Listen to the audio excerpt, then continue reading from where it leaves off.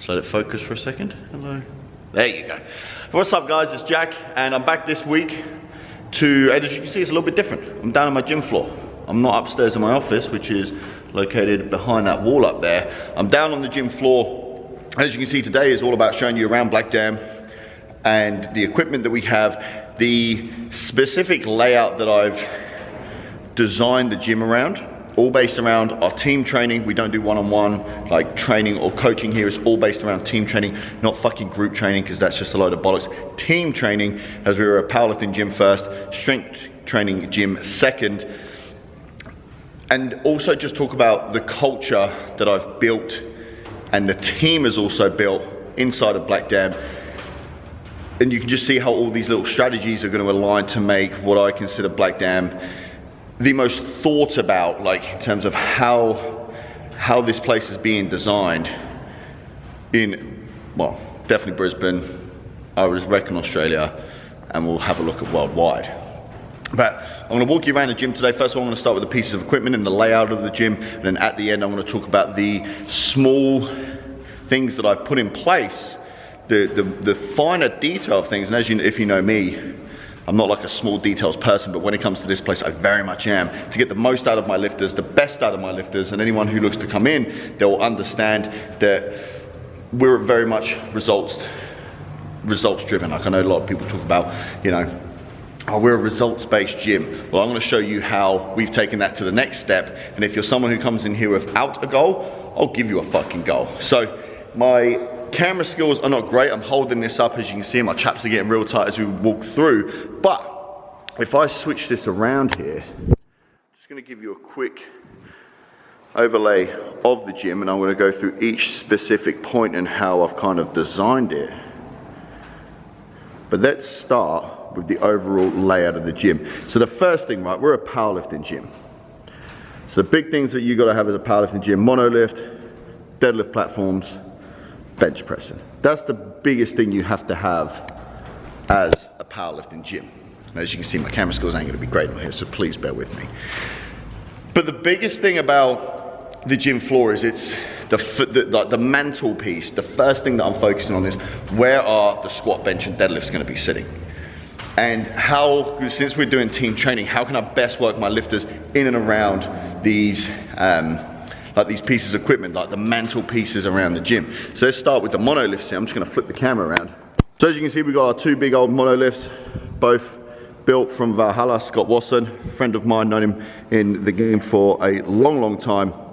We've got our first two monoliths here. This is where the team will train on a Monday and Tuesday for squats. You know, for any time within the hour, I'm gonna flip this around.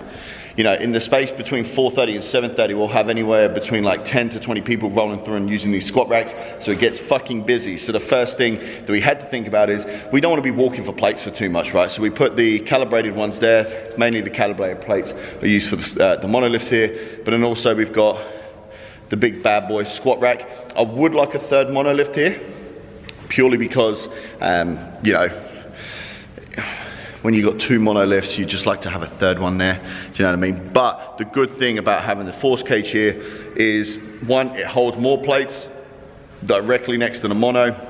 Two, we can do kind of things like chin-ups. You see there's a dodgy looking dip bar machine there. But the main thing is, like I say, we got like 10 to 20 people rolling through over the course of like 2 hours, all gonna be squatting.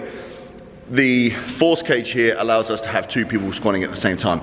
It's not like as efficient as using one of the big monos over here, but we can get two people on there and we can always have two people on here. And as you can see, the big thing is we've made sure that there's space for things like, you know, there's always got to be a spotter, someone on gate, and at least two side spotters, especially when we're doing strength training. Sometimes during hypertrophy we can get away with just having like the person walk out and a spotter behind them.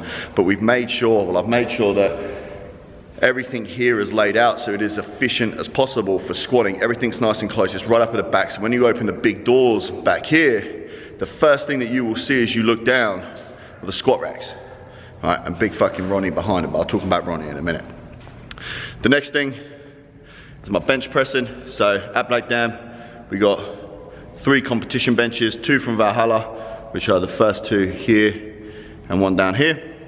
And then We've got the middle one here. I bought that during COVID for a fucking bargain. I couldn't say no to it. Like, there's no point paying, you know, the prices that you pay for a Valhalla bench press, which ain't cheap, but you get what you paid for. I've never had a problem with them. This bench here, just as good. The only thing is that I don't really like about it is it's a little bit slidey.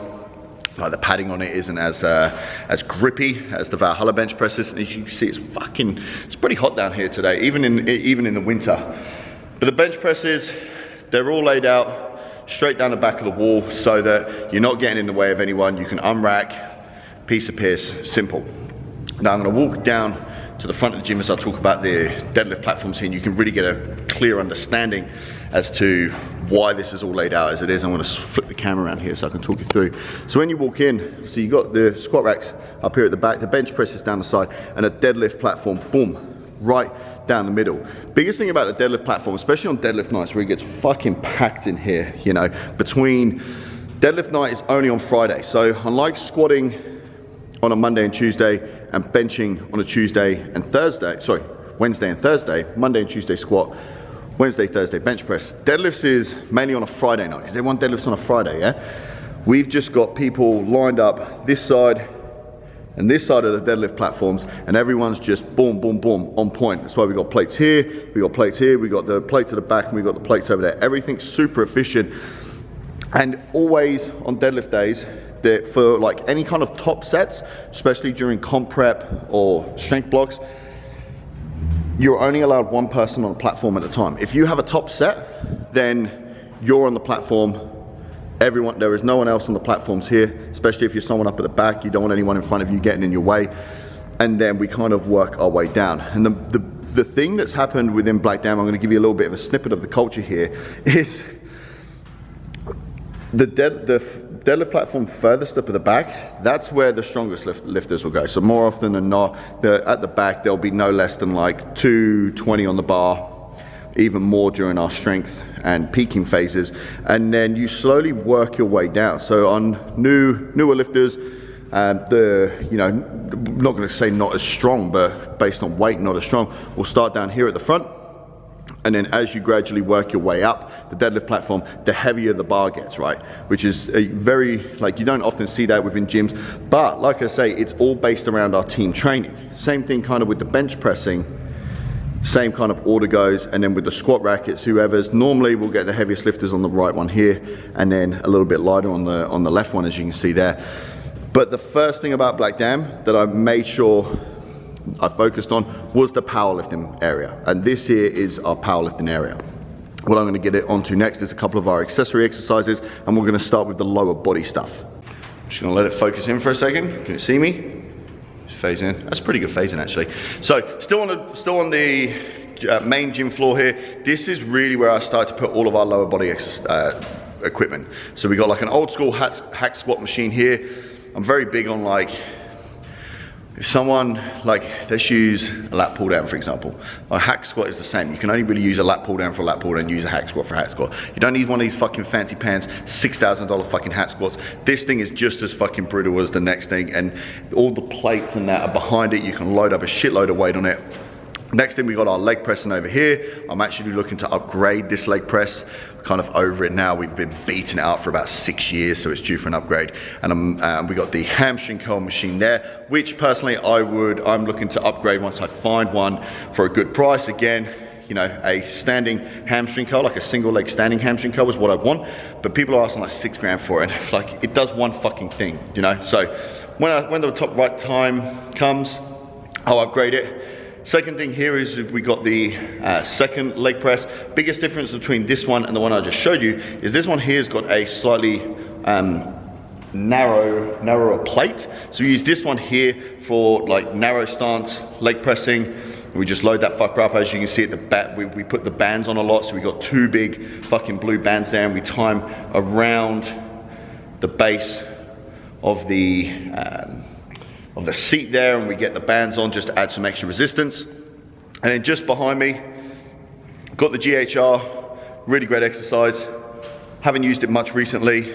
You know, anyone knows me, I'm a big fan of Westside Barbell, but I bought that during COVID for, like, again, it's something can do one thing and we usually use it for a little bit of warm-ups for deadlift days and anything that we need to work on hip extension, hamstring work. Then I'll move you over to the belt squat here. Oh, can you see it? Don't know whether you can see that. Yeah, it's just there. This is a Verve belt squat. Great piece of machinery. I fucking love it for a quad pump. Often use it, you know, straight after squatting or as a finisher. It's a great piece of equipment for a finisher there. So that's our Verve belt squat. And then we're gonna come across GHR back extension, something that's, in my opinion, is so underutilized in the powerlifting and strength realms. You can do like back extensions on there, working on hip extension and hamstring work. And you can also obviously use it for glute hamstring raises. It works the hamstring, both the knee and the hip. Very underutilized tool. We're gonna be using it a lot during our off season. And then we've got the plate loaded leg extension. This was, I think the leg extension here was one of the first lower body pieces of equipment that I got. I fucking love this, and I always wanted plate loaded because you can just load up more weight. So we've got, I'm just gonna come in and show you, we've got the outside plates here. I'm just gonna bring it down, and then you've got the inside plates just there.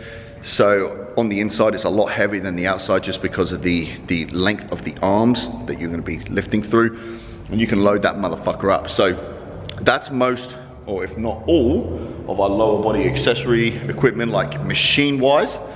We keep it on the main gym floor, because once you're done with like squatting or deadlifting, and like I say, we train as teams. As a coach, I like to have eyes on my lifters as much as possible. We just start hitting the leg accessory work, and then as you kind of work down through your program, you start to go to the upper body work, which I'm going to introduce you to our upper body section, which is just over here.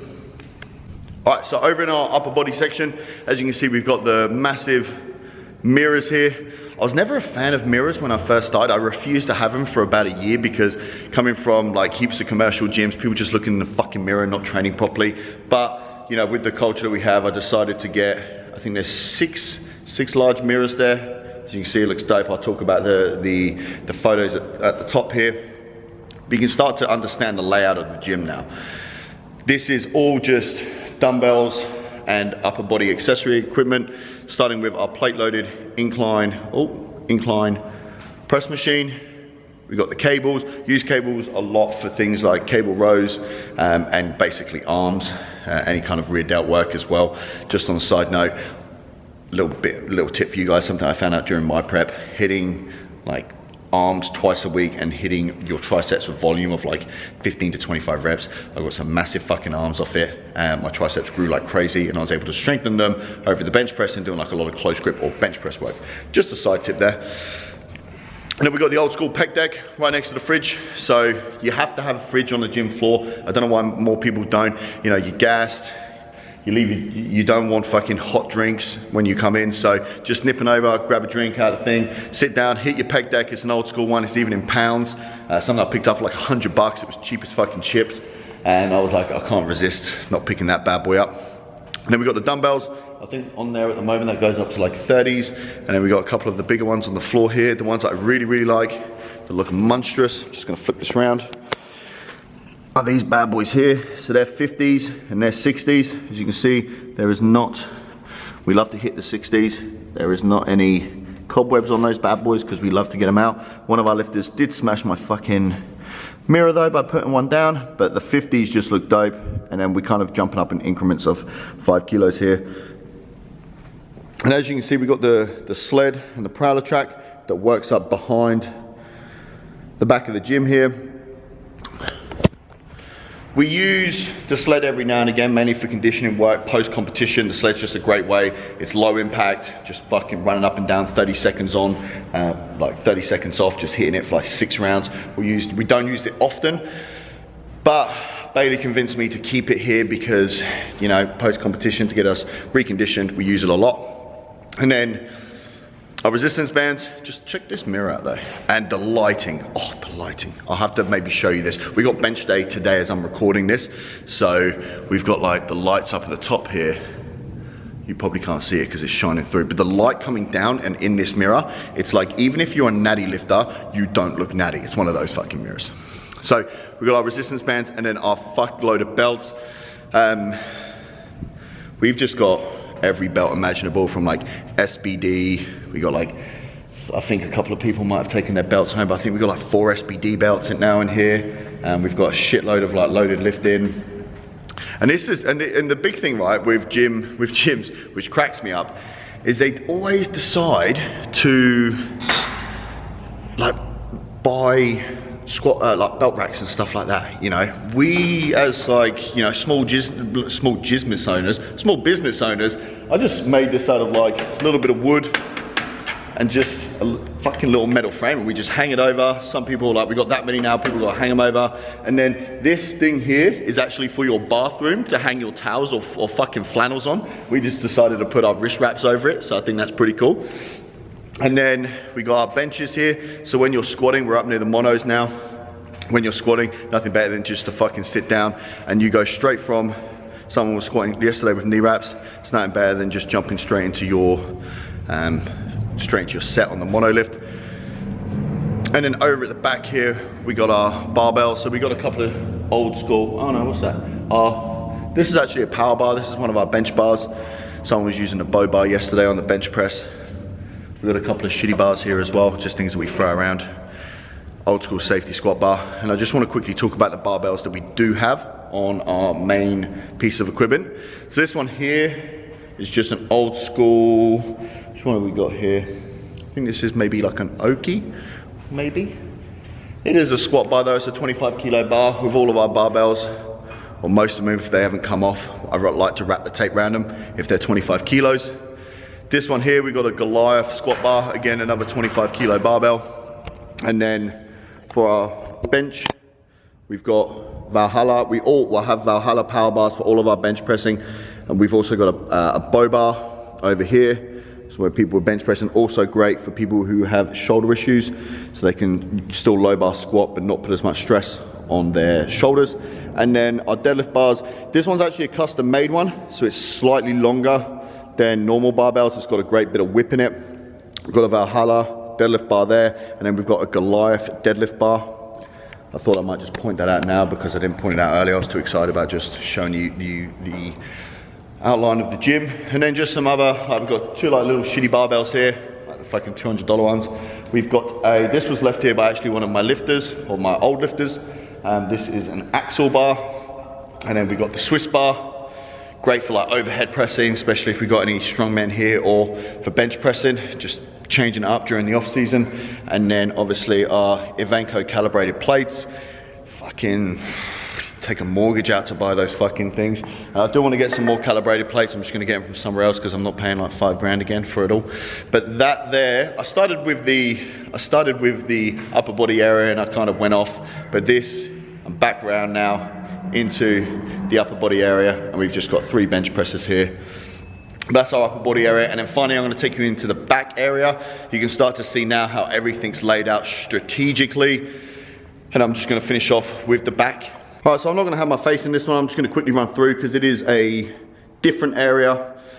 We've got basically our back and abs. So we've got like a low row machine. We've got a lying like T-bar row or prone row machine. We've just got a rowing machine here. And then our lat pull down and cable machine, just with some random fucking, there's nothing better than when you're just doing some rowing and then boom, you just got a mirror there. We've got a mirror over here as well. Don't know why we stuck them there, but we did. And then this is just where people hang their stuff.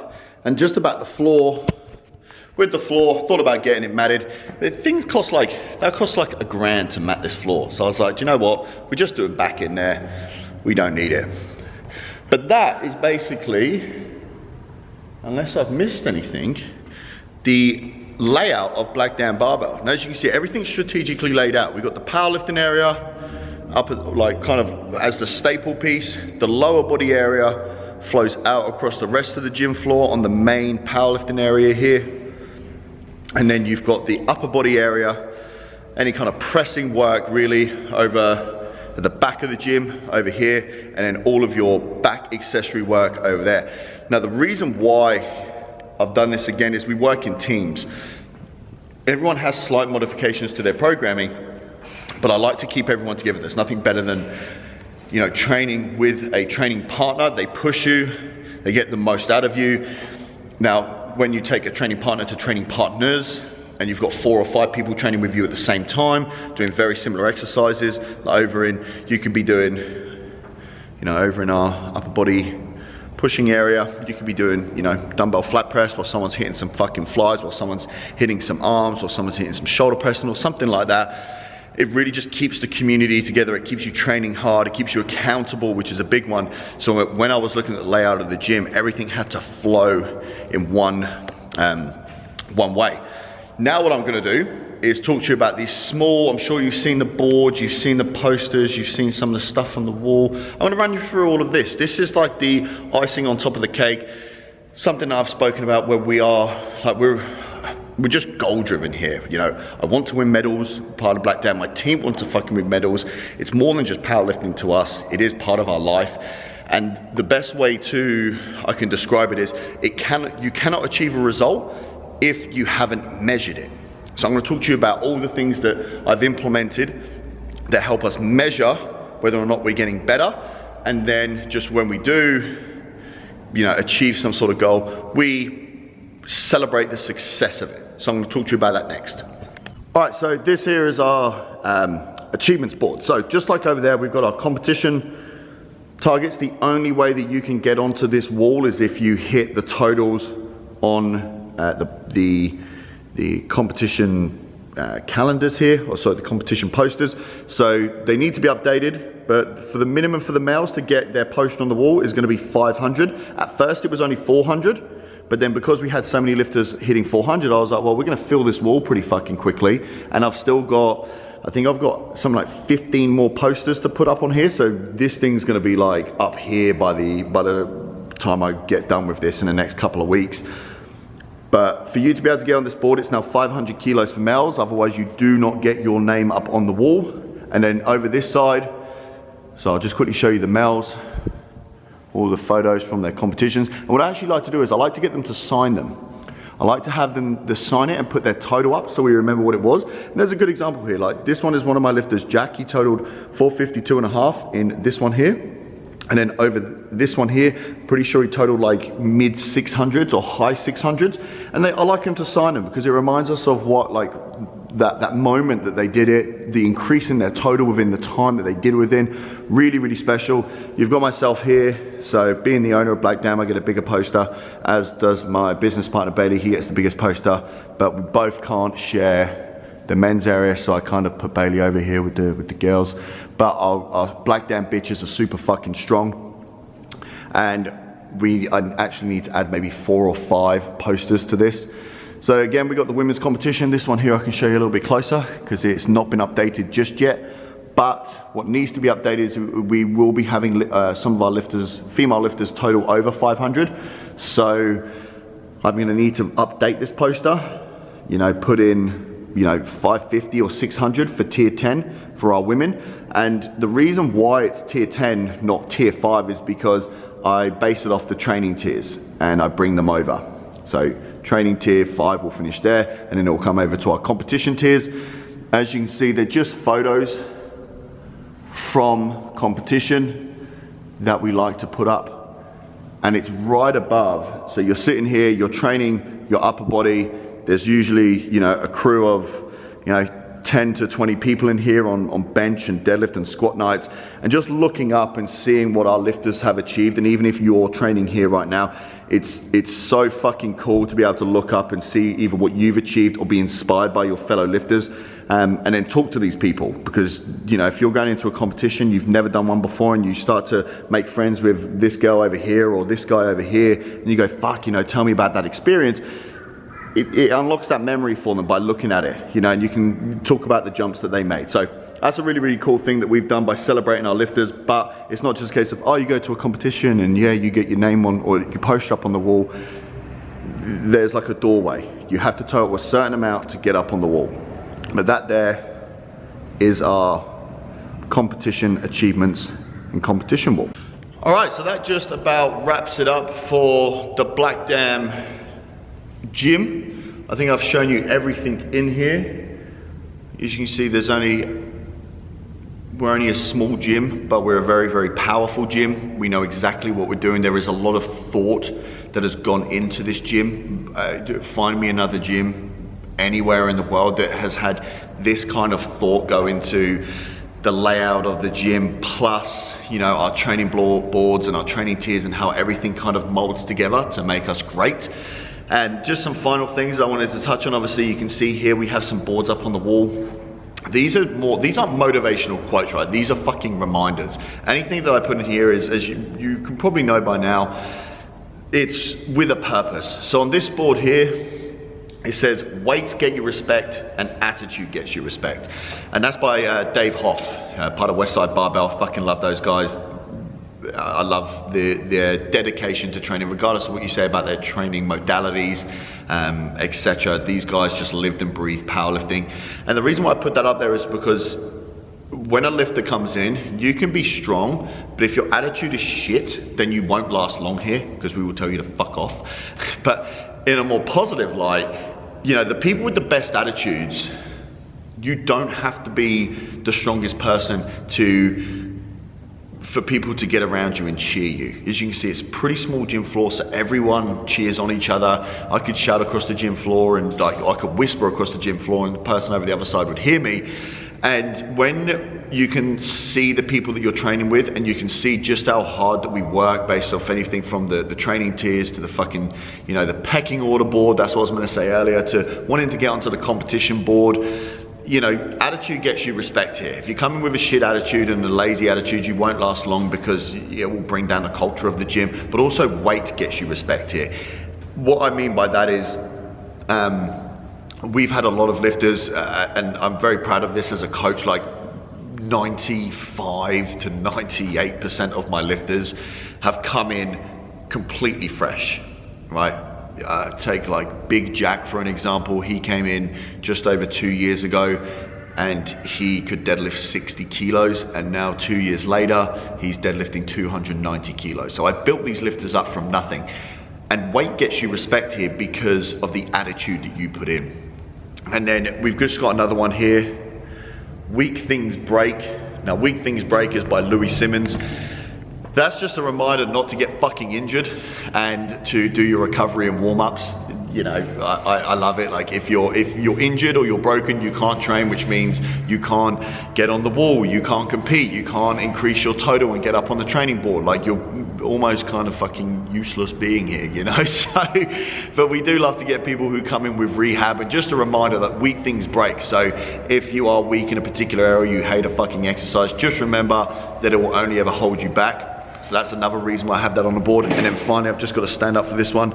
This one over here, this here says, this is pain, this is suffering, this is growth. Just above the leg press, you know, if you remember the leg press there, we tie on those bands and we will just go fucking hard on the leg press. And if you're benching, you're squatting, you're deadlifting, you can see this here. And it really is what this gym is about. You know, you push yourself through those pain tolerances, and I don't mean like, ow, my shoulder hurts pain, but fuck, I'm deadlifting 8 fucking reps and I'm 5 deep, and you know, you just look up at it and you just remind yourself that yes, training in strength and powerlifting is fucking hard.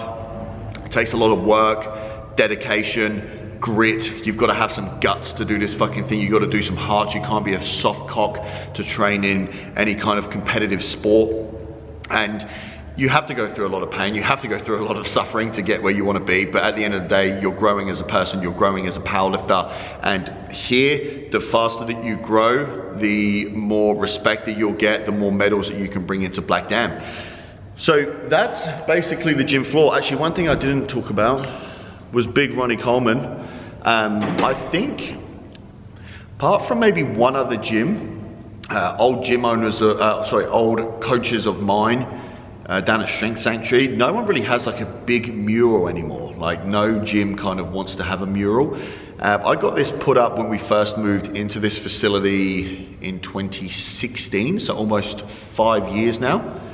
This is 4 and a bit years that we've had Big Ron on the wall there. And we love Ronnie Coleman because, you know, Mr. Olympia, before he went into bodybuilding, he was a powerlifter, and a fucking strong powerlifter at that. And when you're training and you're just looking at fucking Big Ron and reminding yourself that, you know, people screaming, yeah buddy, and you know, people just scream nothing but a peanut on the gym floor when they look at it, and you've got him squatting. This was from his 800-pound squat. So if you haven't watched Ronnie Coleman, 800 pounds for a double, that there is the fucking photo from it. It just sums up exactly what we love here, taking things to the extreme, doing things that you never thought possible when you first started. So that's me to wrap up this video. That is a walkthrough of Blackdam Barbell and the environment and culture that we have here, our purpose and our why we do what we do. If you don't know yet, we aim to win medals, we want to get podiums, and you know, everything is built around tracking our progress and making sure we always are progressing.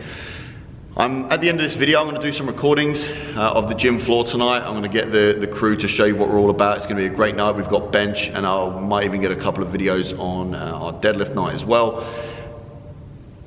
I will see you guys next week for my next video.